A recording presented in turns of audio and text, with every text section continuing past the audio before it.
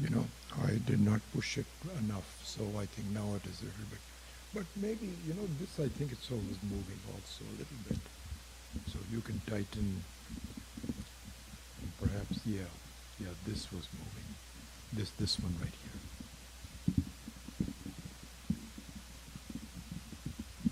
Yeah, good, good, good.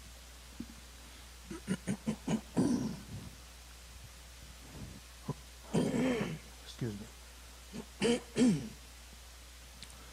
Om Namah Shivaya. Om Sahana Vavatu Sahanau Bhunaktu Sahaviryam Karavavahai Tejasvinavadhitamas Tuma Vidvishavahai. Om Shanti Shanti Shanti. So if there are no questions, we can continue a class. So it's all up to you. But I will be silent to see if you do have any questions.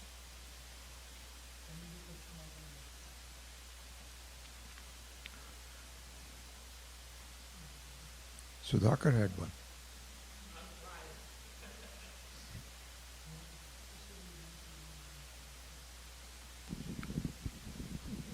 When a person is 84 or 85-year-old and he just started maybe 5 months, 6 months back something learning, what should be the objective of her or his for this Vedanta philosophy?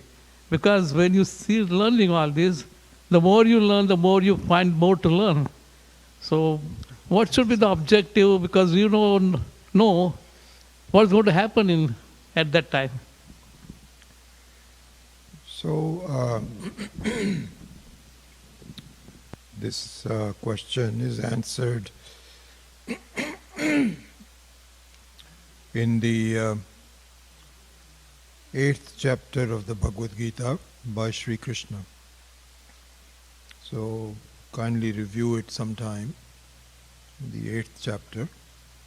The 8th chapter is mostly on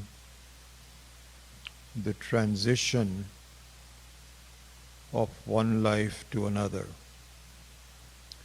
And it's very interesting because I saw from one of the writings of one of the Swamis in the last 2-3 couple of decades. I don't think Swami Dayanandji had mentioned this point, but either Swami Maheshanandji or Swami Akhandanandi had made this point. What he said was that the focus of the Shruti and the focus of the Smriti, therefore, of the Bhagavad Gita in this case, is to try to achieve an understanding of yourself while you are in this life. Okay? So this is praptasya praptihi, natu apraptasya praptihi, as we were discussing, and we will continue to do that. So it's all about here and now, not later. If there is a karma involved, which it is in the case of Arjuna in the Mahabharata war, that karma is also to get ready for jnanam.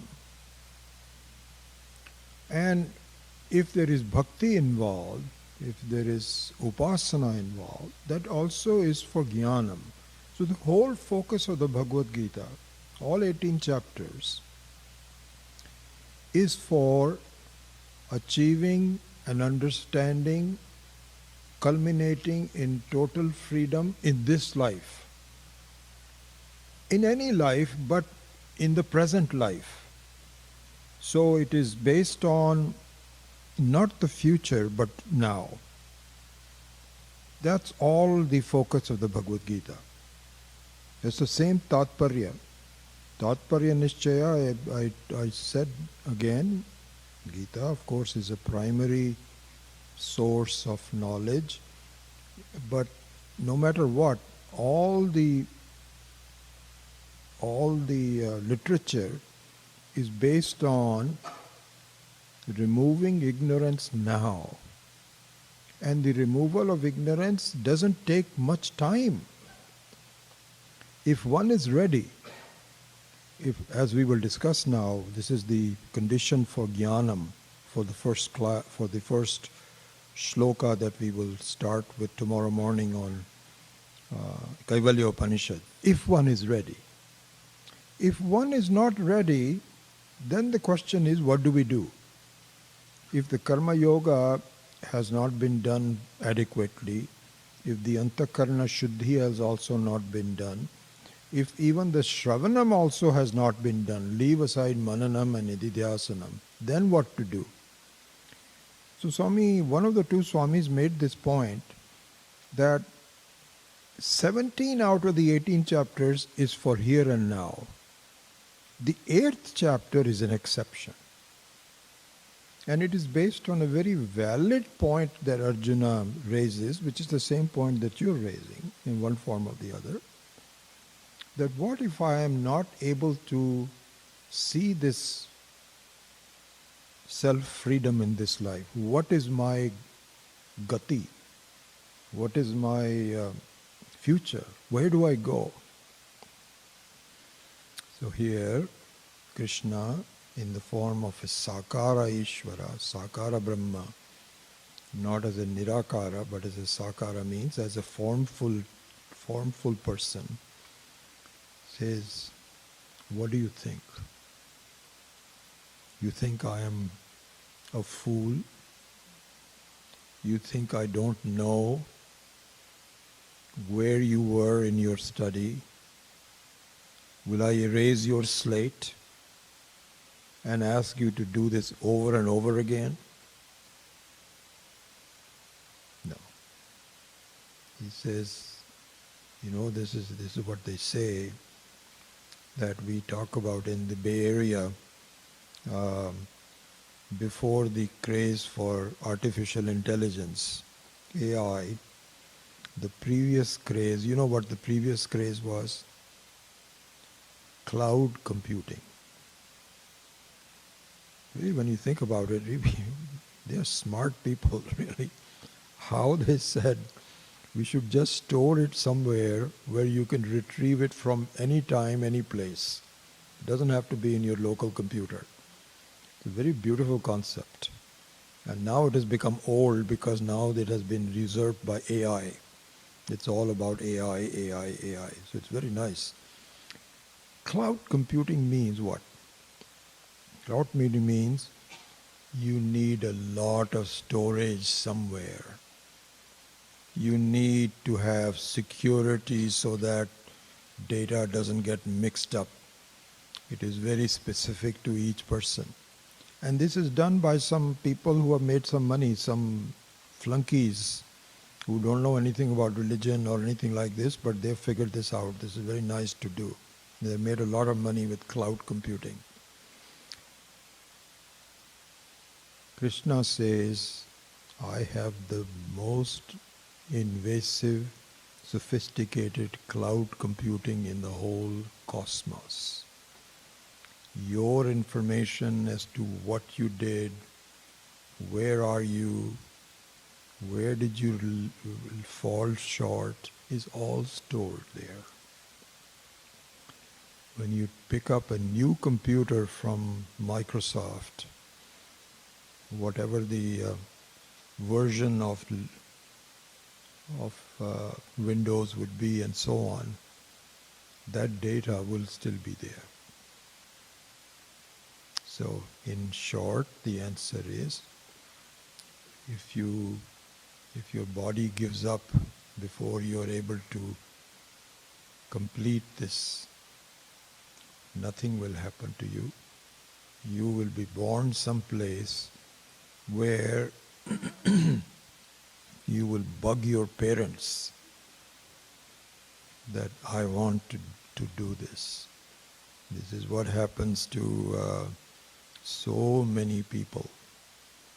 In India, you cannot believe, not 1, 2, 3, there are hundreds of thousands of brahmacharis that we don't know about, who are such pure souls. And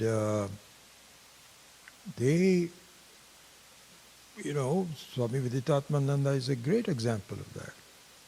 That he was pushed into, in fact, I'm very sure that his family wanted him to get married, and his mother was hoping that she would have a daughter-in-law and all of that. But he is a great example of someone that might have started this at the age of 85. He didn't complete it, but Ishvara did not forget him. So even though his next life people were pushing him, get married, get settled, doing that or the other, his samskaras were so strong that he found the Guru, and he has transformed his life. So this applies to all of us. So nothing will be lost. Nothing will be lost. Just relax. Do the best you can. Hopefully you will figure it out before your body gives up. It doesn't. If it doesn't, nothing is lost. You will pick it up from wherever you were.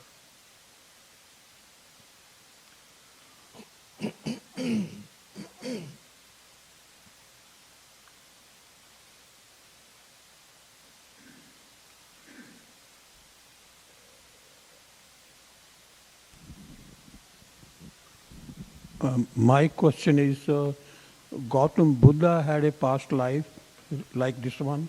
Then he became Gautam Buddha in his current life. When he was after he was born, he left the family kingdom altogether.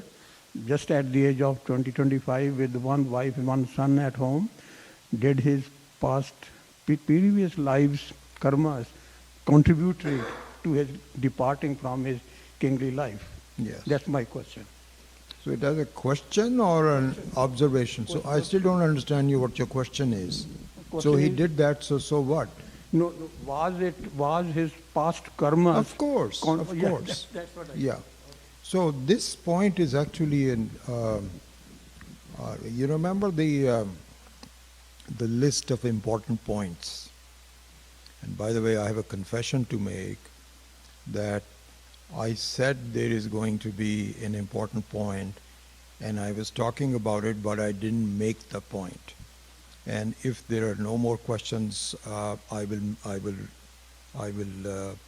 resurrect that point. But separate from that is Satish's question.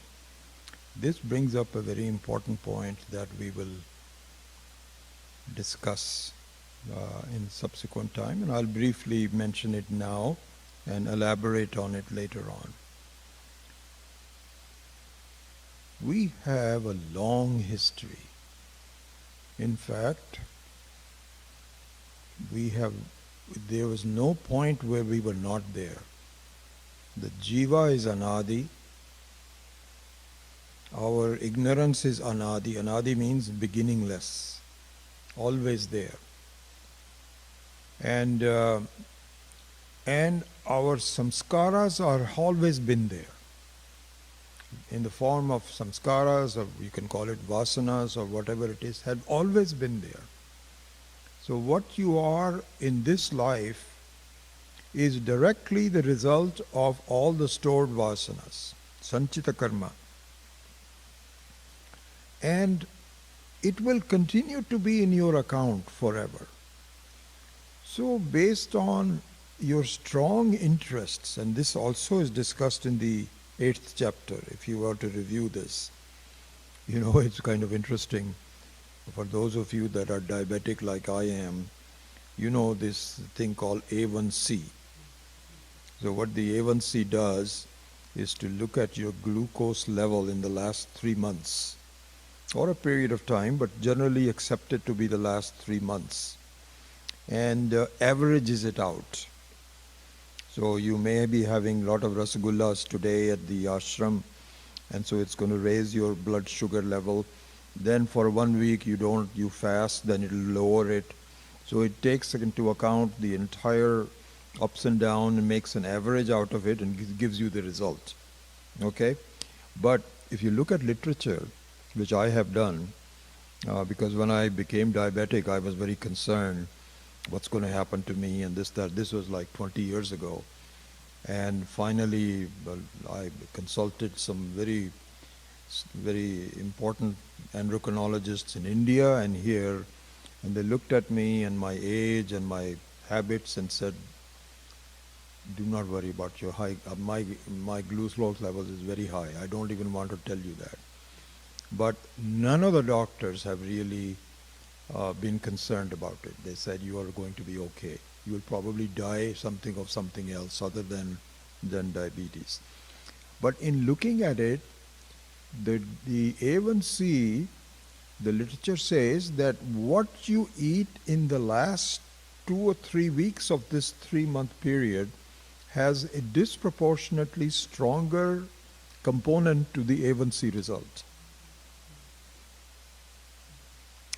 So therefore, and this is taken into account at a larger level of the cloud computing by Ishvara. So you may have created a lot of problems from you in the past life because you were not good and you might have even done some crime. But in the last couple of lives, if you did good, then the earlier ones have a lower weight and the recent ones have a higher weight. So in that case, to answer your question, in the case of Gautama Buddha, yes, he had some very strong karmas and became not only a recluse, but a very important recluse, changed the lives of a number of people, and his contributions are enormous. And so his karmas really fructified into something very beautiful. So yeah, absolutely.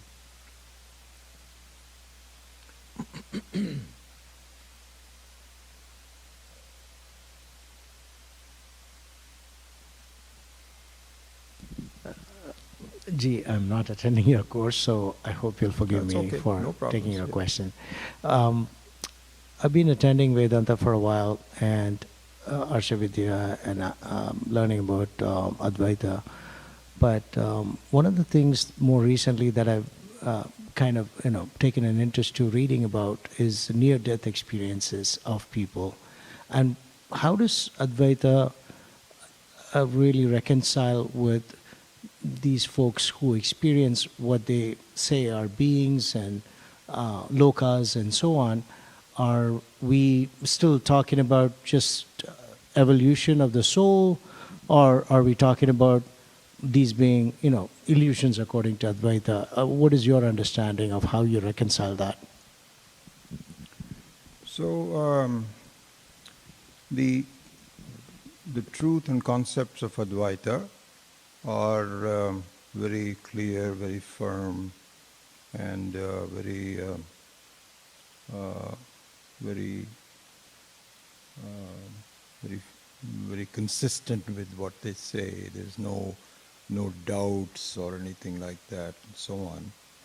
So all these experiences are just special cases that we don't really put much attention to. It is kind of like there are not hundreds, there are thousands of cases where people remember their previous life. Thousands of cases. And that's all special. It should not happen. Not supposed to happen. It is not good for the person. As it is, we cannot cope up with this life. If you start worrying about what about my children from the previous life, imagine what our life will be. This is what happens if you get married 3 or 4 times, by the way, in America. You have, I know so many people who have their own kids, their previous life's kids, their mixed kids, and there are so many problems. Who do you give the estate to and so on? It's not supposed to happen. It's all special cases. So if that happens, somebody had some kind of an experience. So one thing that it is described by in the masters is that there are what is called antarala. Antarala, what is the word for experience? I can't remember, but let me just say it in English. So antarala means neither here nor there. Okay? And a lot of the acharyas talk about it, and we can even experience that sometimes you are not, and this has actually happened to me more recently, I'm aware of that. I am neither dreaming nor am I awake, it's a mixture of the two. That happens to me. And it does happen. So this is kind of like an antarala, where you have a present life, and then you have a premonition of where you will be, but not clearly. It's a mixture of the two. Something like that. But by no means does it disturb the basic tenets of Advaita Vedanta. And there is nothing, no surprises. It's not as though, oops, we forgot to include that. Nothing like that. And ultimately means not worth putting much attention to. It just happens. This is one of those experiences. And it's a kind of an antarala. Because normally we either dream or we are awake, but not the both. But very interestingly, I've become sort of aware of the fact. Maybe I always had it, never really was aware of it. There were some scenes from a dream, and then I'm also looking at my watch and saying, is it time for class or something like this? But the old scenes are still there. It's very interesting. And then if you try to remember it, then it goes away.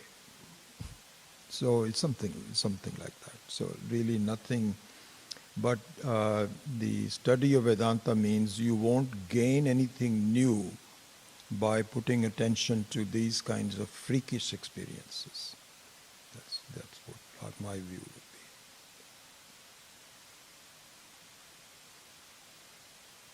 be. Raj has a question.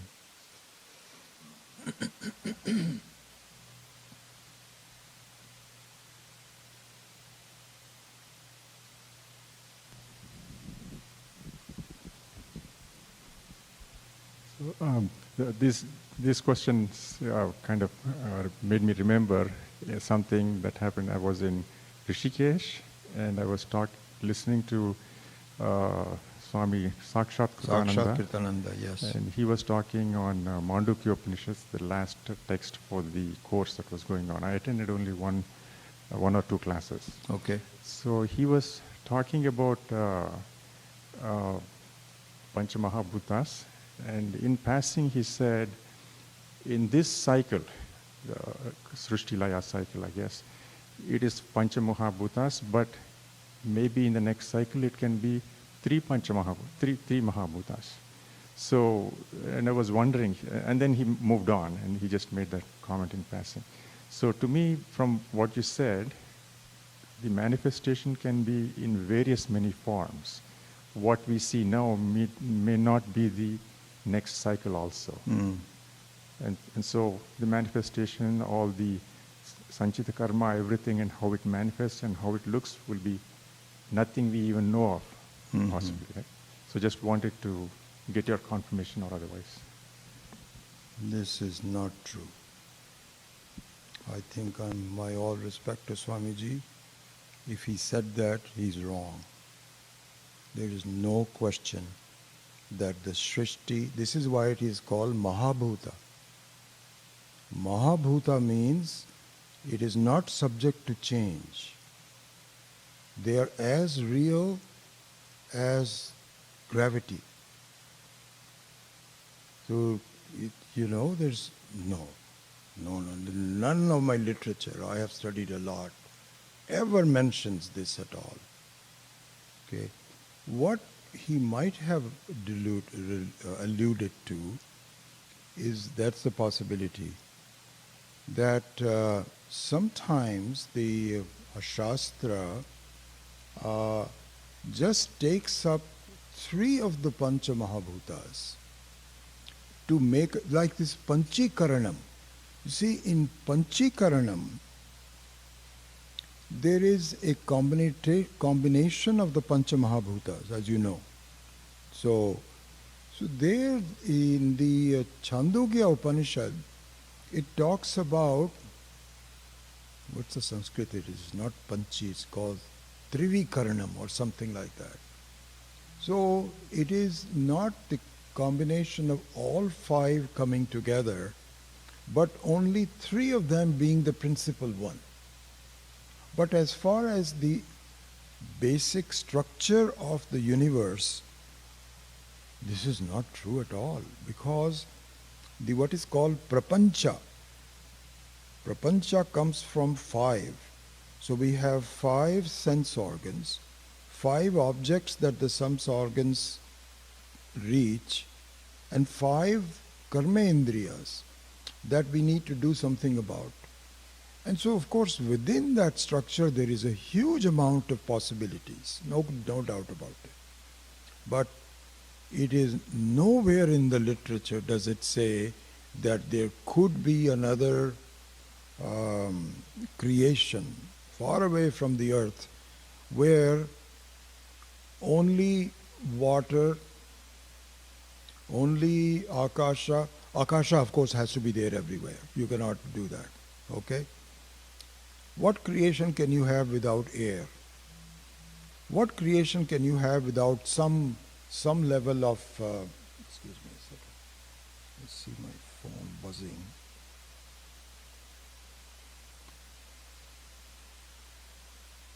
No, that's okay. You need all five. You need heat. You need, otherwise there'll be no Prithvi, no nothing, it'll be only gases. So I think what I understood, maybe I understood incorrectly what he was saying, but what I think he was saying was Srishti Laya cycle happens and Laya will happen in this cycle as well. And then all the Pancha Mahabhutas will go into Laya. Correct. Then the next cycle may have 3 instead of 5. I think that's what I understood. Nowhere. I mean, I don't know what he's talking about. Yeah, maybe I misunderstood Absolutely. as well. I would be shocked. Okay. And in fact, I don't think I'll be shocked. It will not happen. Not possible. Again, I This attended is why only. it is called Pancha Mahabhutas. They Uh, are indivisible. So yeah, I attended only 2 classes, so I don't want to say so. No, I have a lot of respect for him. He must have meant something contextually, just to give an example of something like that now.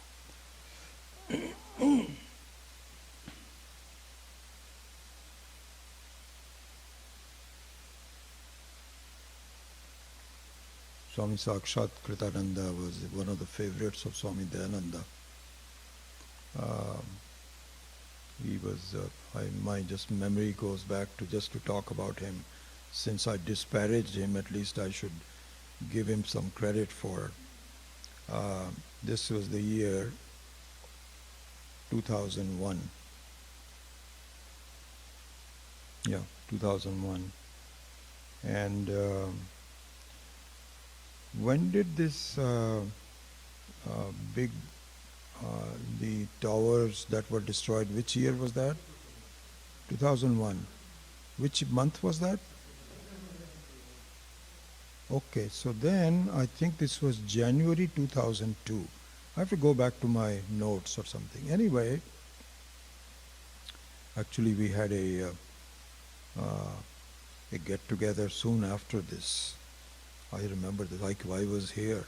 There were no flights available.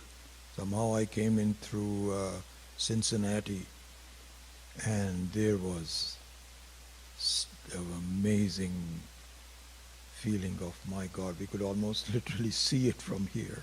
Anyway, that's a separate thing. In January 2002, Swamiji. So here's what happened. The Pope went to declare that the 21st century will be a century of Christianizing India and China. He says we have already Christianized the Western world. Now we're going to do that. Okay? So this is very funny, as you know. The Chinese said, bug off. You're not even allowed to enter. India said, of course, please come. You all are welcome, it's all right. And this guy came in and just played havoc. He made so many speeches that this is the real religion and you all need to proselytize, you have to go to Christianity, etc. Swamiji was so disturbed that he decided he's going to do something about it. And I don't know if you know about this, he wrote a lot of books and he had so many talks on conversion is violence. This was the basic thing. He just sort of took upon himself and said, no one is, because Indian government is there, and the whole Hindu culture this is our problem. We don't defend it, we don't fight back, and then we suffer. We have lost 2,000 years. Anyway, so Swamiji said, I'm not going to allow that. So he just went on a lecture tour, doing this, that, or the other. Then he convened a meeting in New Delhi which consists of non-proselytizing religions. And he wanted to get everybody together. And so those are Hinduism, Buddhism, Jainism, and to a large extent the Israeli Judaism. He invited all of them. And they all came. So it was a big meeting that did. Somehow or the other, I don't know how, Swamiji invited me. Not only invited me, he invited me to give a talk. I was flabbergasted. I said, what am I going to talk? And you know who was sitting in the audience? I think Dalai Lama was supposed to be there, but he had gone into some room. So when I was talking, Dalai Lama was not there. And prime ministers, this, that, or the lot of people were in the room. And I was given 3 minutes to talk. The rest of them were all Swami. Swami Viditatmananda gave a 10-minute. Everybody was given a short amount of time. I was the only non-Swami to be given an opportunity to talk, but only for 3 minutes. And this is why I was joking with Swami Satya, what's her name? Swatma Vidyananda. Swatma Vidyananda, the one who comes to Swatma Vidyananda ji, who comes here, she's a Swamini. So she was not a Swamini at that time. She was managing the mic. Okay, so at that time. So I started to talk and she would look at her watch and say, 1 more minute left, 1 more. And so I had to keep it to 3 minutes. I was just on the side. At the end of the talk, at Swamiji's hotel room, we all got together. And there were a number of people. Swamiji said, do you know who put this whole thing together? He says, he's the best person I have in my whole organization, Swami Sakshat Kritananda. And that was the first time I heard of him, because he was, I never really knew him.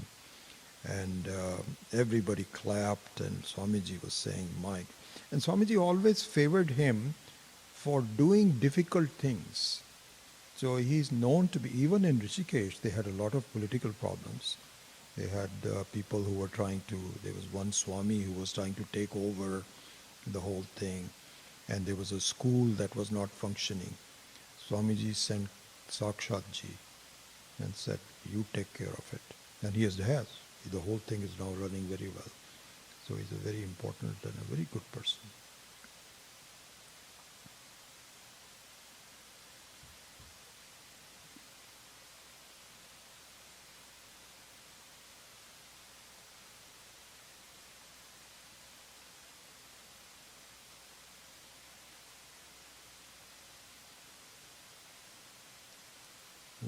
minute. If you don't ask questions, I'll start talking on some other subject. It will be your loss. There's a question at the very back. No, it's okay.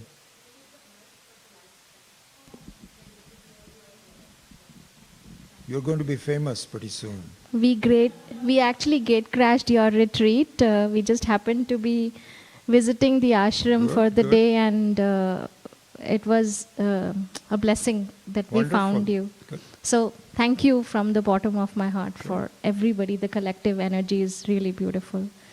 I don't have a specific question, but if it benefits everybody, I would like you to say something about forgiveness, because that is something I struggle with in my life. Thank you. Okay. There was talking of forgiveness. And other strong emotions that are hurtful to us. Swami Akhandananda, I think, out of all these acharyas that I've studied with, has given a very clear answer. Very clear answer. What he says is, consider this.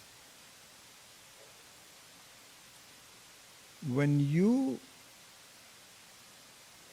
are angry at somebody,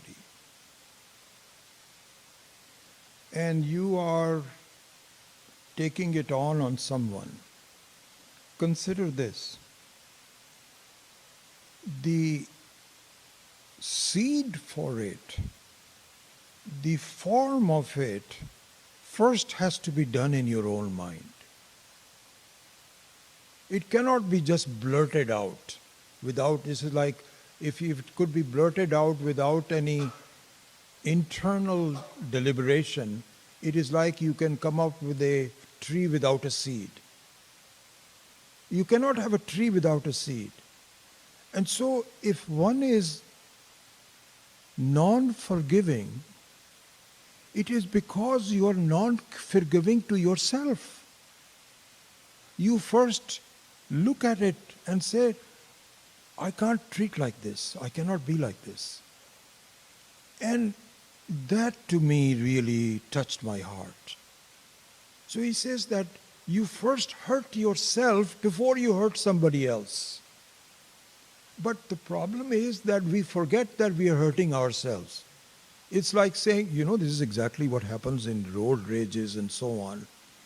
Even if you get hurt, it's like, what does it say? Cutting your nose to spite your face or something like that. Why do you want to do that? Forget about hurting anybody else. The first thing you're doing is you're hurting yourself. I tell you, the more I think about it, and this has been very helpful to me.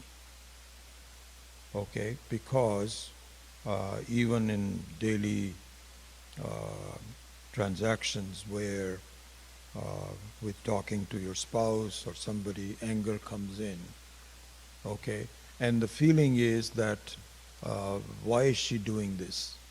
This is a wrong thing for so on and so forth. As though you want to change her, you're hurting her. But really the fact is that you had a peaceful mind before this, and now you come out with some kind of a thing to hurt yourself. And of course, then you express it out because it is too late for you to keep it to yourself. Okay? And this I think I must have seen this passage. This is what happens, I tell you, this is fascinating. When I read these Mahatmas' books and so on, the main subject is not as useful to me as some of these sayings on the side. And this was one of those sayings on the side. And I says, my God, that is absolutely true. And it has changed my behavior also. My wife is going to be here in a couple of hours. She may not agree with that, but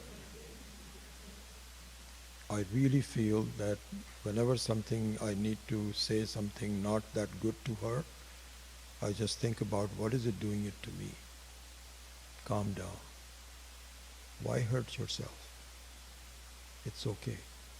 And so in the road rage, for example, if somebody hits you, the first reaction is it's your fault. And maybe their fault. But you know what just happened, whatever has happened. This happened to me about, I don't know why this happens to me. Whenever I get a new car, I get hit.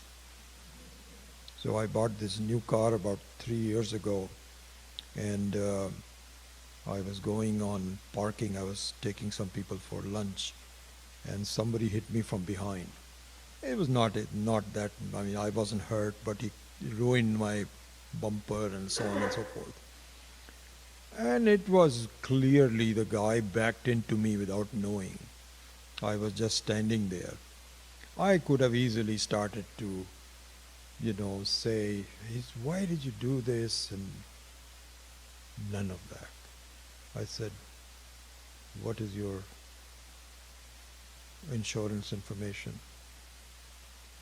And he started to talk about it. This is what happened. I said, whatever happened, I don't know. It's okay. It took a couple of 2 or 3 calls to the insurance company, got it fixed and so on. Didn't disturb me at all, even though it was his fault. But I said, I don't want to ruin my life. It's okay. It gets done. So I think that advice was very, very important to me. And it applies to forgiving also. If you don't forgive someone, you are keeping the poison of that thought inside your mind, unnecessarily hurting yourself. That person doesn't even know that you are not forgiving him. But you know that you are not forgiving him. It is inside of it. So willfully not hurting oneself is the cardinal principle. Because this is exactly what happens. I mean, not forgiving someone is oh my God, I have so much to discuss on this point. But anyway, not forgiving yourself is exactly not accepting yourself for who you are. You see? And the more you understand who you are, then the non-forgiveness just becomes trivial. Doesn't make any difference to it. So anyway, this is what the advice I got was, what I was mentioning when I was smiling, that it reminded me of something else. So I teach a class in California on Mandukya Upanishad with Karika. And funnily, just like in this class also, I'm not really following strictly first verse, second verse, and all. Whatever the ideas are that is coming that is useful, conceptually, I'm just giving it to you. Okay? So I was doing that in the other class also. So all of a sudden something occurred to me which I learned some time ago that I thought I would share. In the 13th chapter of the Bhagavad Gita, in fact, I have just, for those of you that are taking that class know this, I have assigned a homework for these 2 weeks that I'm away and given them a quiz to answer by the time I get back. This is exactly this point, okay? And it's a larger version of the question you're asking about non-forgiveness. So let me elaborate on it. So in the 13th chapter of the Bhagavad Gita, Lord Krishna starts out the very first verse, if you read the first few verses, by saying that my reality in this life consists of 2 things, kshetra and kshetrajnaha, the field and the knower of the field. He says, that is my creation. That is my srishti. Okay? So he defines that in the first 2 shlokas of the 13th chapter. Because the 13th chapter is all about aikyam between Jiva and Ishvara. It's about Tattvam, is the Asi part of the Tattvam. Okay. Then in the verses 3 and 4, he defines what is Kshetra. So then, and this has happened to me when I was reading it initially, and in fact Swami Dayananji was explaining it and so on. Krishna describes these two types are me and says that Kshetra, it consists of the following. And it's just very, very simple, which is what you are seeing, what you are feeling, what you are touching, what you are smelling. These are what is called Kshetra. He defines it very briefly. He doesn't define Kshetra Gyan. He doesn't define. Why not? Because he starts with Amanitvam, Adambhitvam, Ahimsa, Kshantir, Arjavam, Acharyo, Upasanam, Shaucham. And then he ends it by saying this is called Jnanam. This is called Jnanam. Okay? Never defines Kshetra Gyan. So I remember reading about this, and I was saying, this is very funny. If you say, I'm going to talk about two things, and then you only talk about one thing and not of the other thing, you feel something has been left. He's forgotten it or what? No. There is a much deeper meaning. Much deeper meaning. That is what I asked these students to. I said, guess what it is. I'll briefly describe what the answer is. And it's a larger version of the question you asked about forgiveness. He says, the Kshetra Gyan cannot be pointed out as this. As Kshetra can be pointed out as this is the meaning of, which is of course the content of the very famous book by Swami Dayananji, Value of Values. One of the most important and beautiful books. It's all about amanitvam, adambhitvam, 20 qualities that one has, one should have. Okay, forgiveness is one of them. So, and he describes it and then he keeps quiet. After that he goes into some other subjects. Okay, so what is the meaning of that? You haven't described Kshetra Gyan. Lord Krishna, the Ishvara, is not a fool. He is not a forgetful person. When he wrote something, he meant what it is. What he said is, Kshetra Gyan cannot be pointed out like Kshetra. It is you. And not only is it you, it is praptasya praptihi. It is you. And the reason you are not seeing praptasya praptihi is because you have manitvam, you have dambhitvam.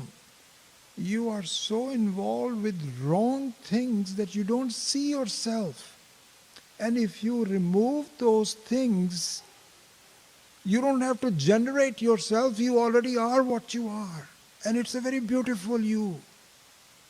This is the meaning where Krishna does not describe Kshetra Gyan, because the Kshetra Gyan is you and it is just being obstructed. It is very much like the sun is always there, but can be obstructed. Obstructed by the earth, obstructed by clouds, obstructed by fog. It can be obstructed. But really speaking, it is always there. Similarly, this is the truth about the Atma. You are always there. But you don't see it that way because of, this is why I say, this is this is a very important point. The cataract operation. So the cataract operation assumes that your eyes are working very well. but they are obstructed through some kind of a film. As opposed to having some problem with your eye itself, which it cannot see. But the eye can see very well, but the obstruction can be removed. You don't need to generate anything else. You go back to it. So the Atma at a very larger level is actually like this. And the reason that one doesn't forgive someone is because you don't understand, you don't need to forget about forgiveness, you don't need to do anything. You are what you are. You don't appreciate it yet. And the only reason you don't appreciate it is because you have all these qualities that are obstructing. And if you one by one, it is kind of like so the amanitvam, the value of values, is like a cataract operation. You remove one layer, you see better. You remove another layer here, you see yourself better. You remove another layer, you see on yourself better, even better. You don't need to anything, you don't have to generate you yourself. You're already there. You'll always will be there. That is the nature of the Atma. So that is that's the simile of forgiveness. Yeah, thank you for asking. You gave me an opportunity to talk about it. Yeah, Rolando. Sure.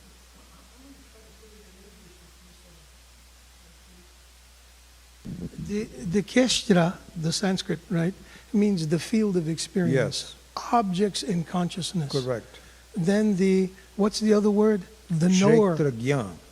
The knower Keshtra Gyan, the knower of the field. Of the field. Yes. This is not an object.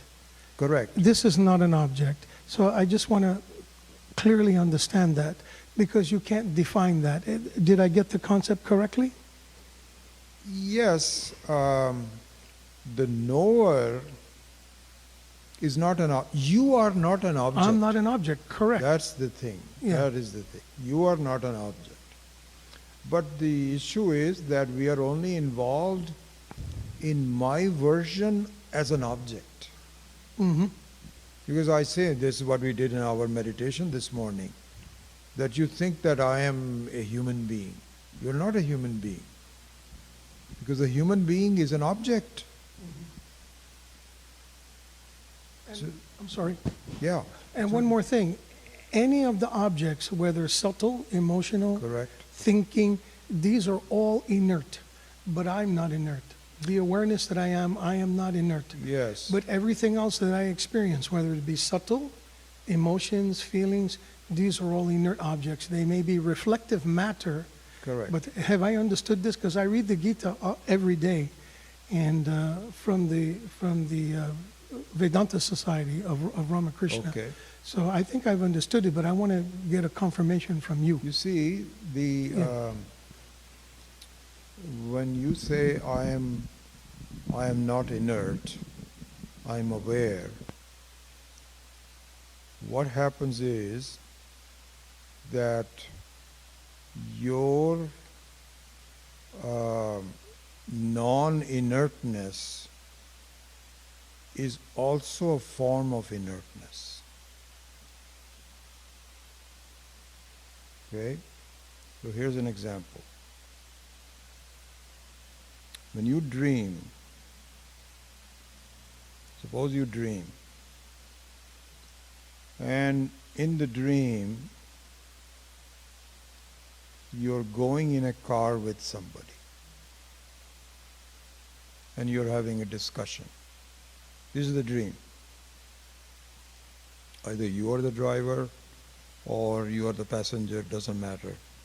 But there are some people in the car. Okay?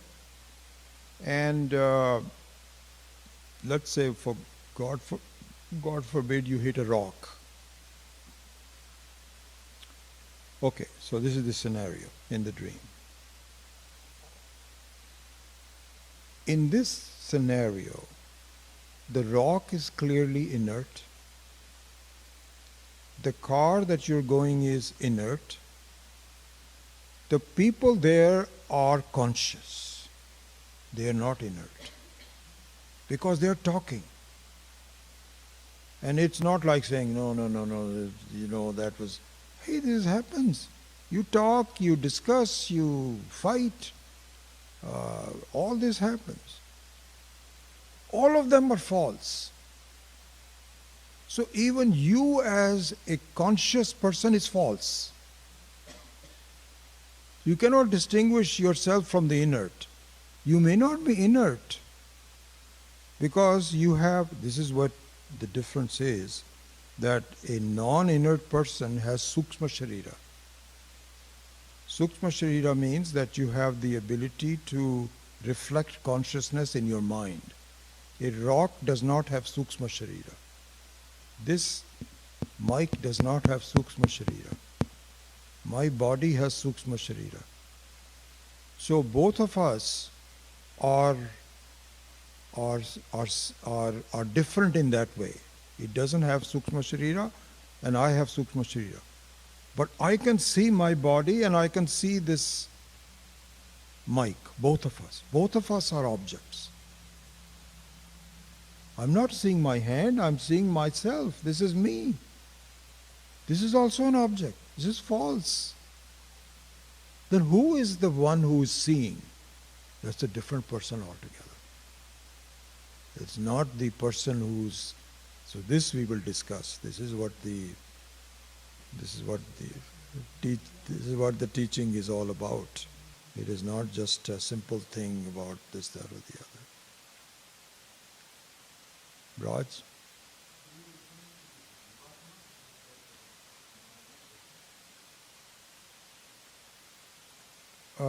That I said what?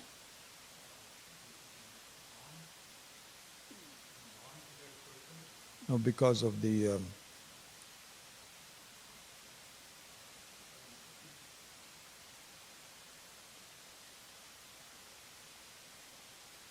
Yes, when you said the non-inert person is inert, and the non-inert person is that Jivatma?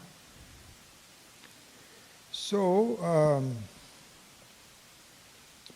the non-inert person is a jiva. Jivatma is the sakshi. But the jiva, who is a jiva? The jiva is an entity who is a reflected entity. So really speaking, when you say, when you refer to yourself and you say, I'm going to go there tonight, and I was there or here, all the things that you talk about. This is all about your mental state. You are observing your mental state. So there is a difference between Jivatma and Jiva. Jivatma is the same as, there's only one Atma. You can call it Jivatma, you can call it Paramatma, but it is one Atma. That is a real Sakshi that never becomes an object. But Jiva can become an object. And this is why if we study the Mandukya, and I don't know whether you've been attending the classes, this is what is called Vishwa in the Jagrat Avastha. And it's called Taijasa in the Swapna Avastha. It's called Pragya in the Sushupti Avastha. Those are all objects. They are non-inert objects. Yeah. And the Turiya is the Atma, which we haven't come to yet in our study. We will do that. I can't believe it's all 9 o'clock already.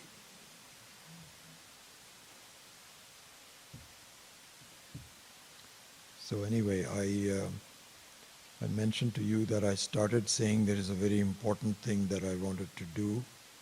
And then I took so many other examples that I never really finished it. So I'll do that in tomorrow morning's class. And there's actually 2 of them. I'll try to remember it. One is that. Another one is the one that Satish about the previous vasanas. That's also a very important part which I didn't quite finish. We will discuss that. So that is tomorrow morning. All right, good night. We'll see you tomorrow. Asato ma sadgamaya, tamaso ma jyotirgamaya, mrityor ma amritam gamaya. Om Purnamadav Purnamidam Purnat Purnamudachyate Purnasya Purnamadaya Purnamevavashishyate.